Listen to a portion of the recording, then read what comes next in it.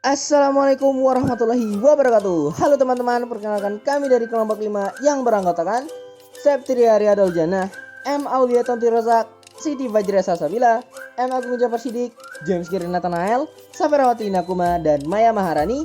Kami akan membahas tentang artikulasi kepentingan dan kelompok kepentingan yang terdapat beberapa poin di dalamnya, yaitu klasifikasi kelompok kepentingan, mengakses sarana politik, pluralisme dan korporatisme, dan kelompok kepentingan di negara demokrasi baru dan otoriter.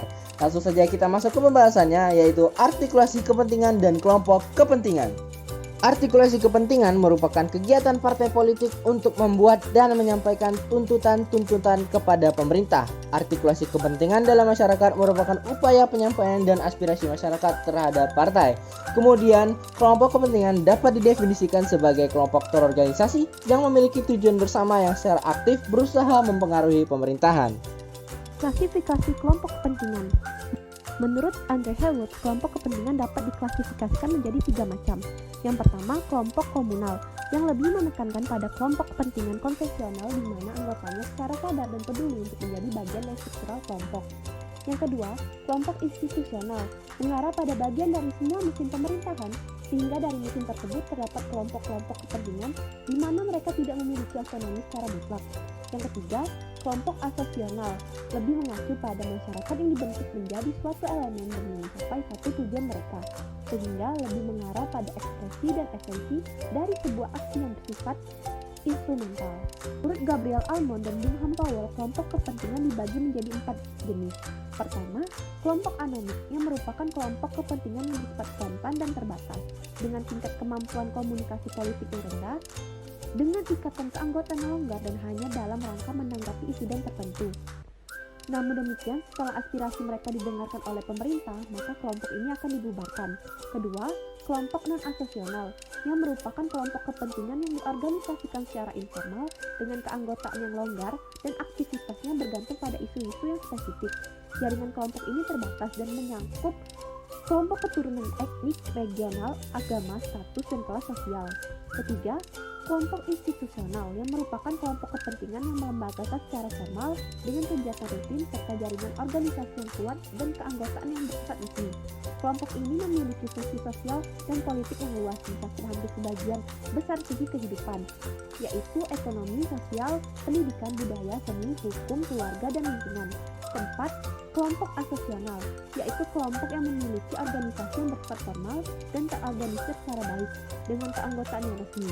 Kelompok asosional beranggotakan orang-orang yang berasal dari satu profesi yang sama, dengan tujuan spesifik untuk mewakili kepentingan anggotanya atas bidang-bidang tertentu yang menjadi fokusnya. Mengakses sarana politik. Ada beberapa akses dalam sarana politik. Yang pertama, sarana sosialisasi politik. Sarana ini merupakan proses untuk memperoleh orientasi dan sikap terhadap suatu fenomena politik. Sarana ini adalah bagian dari proses yang menentukan sikap politik seseorang. Proses yang ada di dalamnya adalah berawal dari anak-anak dan berjalan seumur hidup, yang berkembang melalui keluarga, sekolah, peer group, tempat kerja, pengalaman sebagai orang dewasa, organisasi keagamaan, dan partai politik. Yang kedua, ada sarana komunikasi politik. Adanya proses penggabungan kepentingan atau interest aggregation, yaitu penggabungan antara pendapat dan aspirasi. Setelah itu, pendapat dan aspirasi nantinya akan diolah dan dirumuskan ke dalam bentuk yang lebih teratur.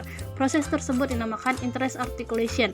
Yang ketiga, ada sarana rekrutmen politik. Sarana ini berkaitan dengan masalah seleksi kepemimpinan, baik internal maupun nasional yang lebih luas. Dalam kepentingan internal, yaitu setiap partai membutuhkan kader yang berkualitas. Karena dengan kader tersebut, partai yang demikian mempunyai kesempatan yang besar dalam mengembangkan diri dan akan mudah dalam menentukan pemimpinnya. Yang terakhir, ada sarana pengatur konflik. Di dalam masyarakat pasti akan ada suatu konflik, baik dalam segi etnis, sosial, ekonomi, maupun agama. Dalam hal ini, partai politik sangat berperan penting dalam membantu mengatasi permasalahan tersebut. Minimal dapat diatur hingga dapat meminimalisir konflik yang terjadi, atau dengan kata lain, partai politik menjadi penghubung psikologis dan organisasional. Pluralisme dan korporatisme. Dalam perwujudan peran dan pengaruh dari politik kelompok berasal sepenuhnya dari faktor-faktor yang spesifik pada masing-masing sistem politik. Terdapat 2 model politik kelompok kepentingan, yaitu pluralisme dan korporatisme. Jadi, pluralisme ini adalah paham yang menghargai adanya perbedaan dalam suatu masyarakat dan memperbolehkan kelompok yang berbeda tersebut untuk tetap menjaga keunikan budayanya masing-masing. Pada model ini memberikan gambaran paling positif tentang politik kelompok. Mereka menekankan kemampuan dari kelompok-kelompok untuk membela individu dari pengaruh pemerintah dan mempromosikan kepekaan demokratis. Tema inti dari pluralisme adalah bahwa kekuasaan politik terbagi-bagi dan tersebar secara luas. Korporatisme adalah sistem organisasi ekonomi, politik, atau sosial yang melibatkan asosiasi masyarakat ke dalam beberapa kelompok berlandaskan kepentingan bersama. Lalu, pada model korporatis ini berbeda dari pluralisme di mana mereka berusaha untuk menelusuri implikasi-implikasi dari hubungan-hubungan yang lebih erat yang telah berkembang di masyarakat-masyarakat industri antara kelompok-kelompok dan negara. Korporatisme adalah sebuah teori sosial yang menekankan posisi istimewa yang dimiliki kelompok-kelompok tertentu dalam hubungannya dengan 6 pemerintah, yang memampukan mereka untuk mempengaruhi rumusan dan pelaksanaan kebijakan politik. Kelompok kepentingan di negara demokrasi baru dan otoriter. Kelompok kepentingan pada hakikatnya dapat dibagi menjadi dua, yakni pertama adalah kelompok kepentingan privat dan kedua adalah kelompok kepentingan publik. Kelompok kepentingan privat adalah kelompok kepentingan yang berusaha memperjuangkan kepentingan-kepentingan anggotanya yang diwakilinya dalam konteks kehidupan umum. Sementara kelompok kepentingan yang bersifat publik adalah kelompok kepentingan yang lebih berorientasi mempengaruhi pemerintah agar melakukan tindakan tertentu yang menguntungkan kepentingan umum secara menyeluruh ketimbang anggotanya. Jika kita lihat partisipasi politik di negara demokrasi seperti Indonesia dan partisipasi politik di negara otoriter seperti Korea Utara, dan apa kaitannya dengan kekuatan-kekuatan politik di Indonesia, sungguh sangat jauh berbeda. Partisipasi politik di negara Indonesia dirayakan dengan sangat begitu bebasnya, dan tanpa adanya paksaan dari pemerintah untuk memilih salah satu golongan atau partai saja. Maka adanya partai politik yang bebas adalah penting bagi berjalannya perpolitikan di Indonesia, karena sebagai penyeimbang dari kekuatan-kekuatan politik yang lainnya. Partisipasi di negara otoriter seperti Korea Utara kurang diminati oleh warga negaranya. Kebanyakan pasangan calon itu adalah rezim otoriter yang telah berkuasa sebelumnya. Warga negara juga dipaksa untuk melakukan partisipasi politik karena mau tak mau mereka hanya akan memilih pasangan yang sudah dipilihkan oleh partai komunis yang sudah berkuasa. Selain itu, partai politik di negara otoriter tidak bisa disebut sebagai kekuatan politik karena kebanyakan partai politik di negara otoriter adalah berloyalitas penuh terhadap rezim otoriter.